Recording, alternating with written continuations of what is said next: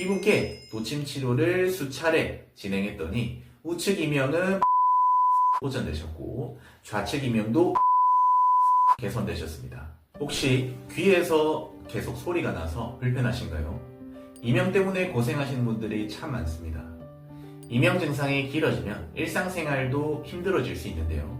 오늘은 이명 치료에 있어서 새로운 접근법이 될 수 있는 도침 치료에 대해 말씀드리려고 합니다. 이명은 소리가 없는 상황에서도 귀에서 삐하거나 윙윙 소리가 들리는 증상입니다. 이명은 단순히 귀 문제만이 아니라 귀와 신경계의 복합적인 요인으로 발생합니다. 이를테면 귀 주변의 혈류 문제, 귀와 턱, 목 주변 근육 긴장, 혹은 신경의 과민 반응 등이 원인일 수 있습니다. 그래서 원인을 찾는 게 복잡하고 어떤 경우에는 원인을 정확하게 찾지 못하는 경우도 많습니다.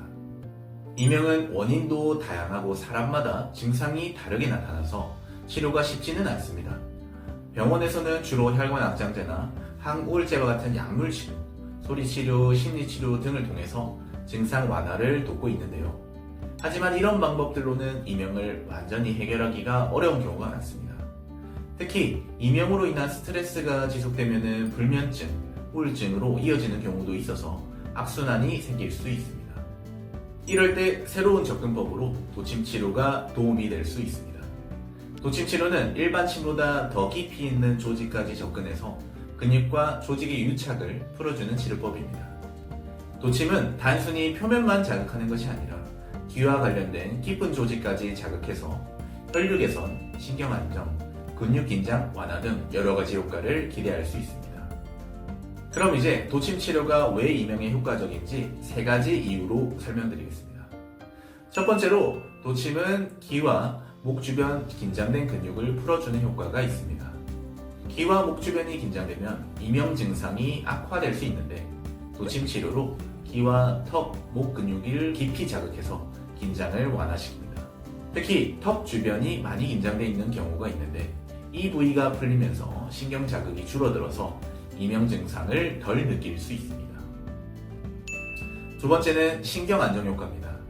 도침 치료로 근육을 풀어주면 신경에 가해지는 압박이 줄어들어서 예민해진 신경이 차분해집니다. 쉽게 말해 도침 치료로 귀 주변 신경을 편안하게 만들어서 이명이 줄어드는 거죠. 실제로 소리가 없는데도 소리가 들리는 이명 증상이 완화될 수 있습니다. 세 번째로 혈류순환 개선 효과가 있습니다. 도침은 깊은 조직까지 자극해서 귀와 목 주변의 혈류순환을 원활하게 만들 수 있습니다. 혈액순환이 좋아지면 귀로 가는 산소와 영양이 충분히 공급되어 이명 증상이 완화될 수 있습니다. 실제로 최근에 내원하신 환자분이 계신데요. 이분은 5년 이상 좌측 귀에서 이명 증상이 지속되어서 오랜 기간 힘들어하셨고 최근에는 우측 귀에도 이명이 생기면서 생활이 더욱 힘들어진 상태였습니다.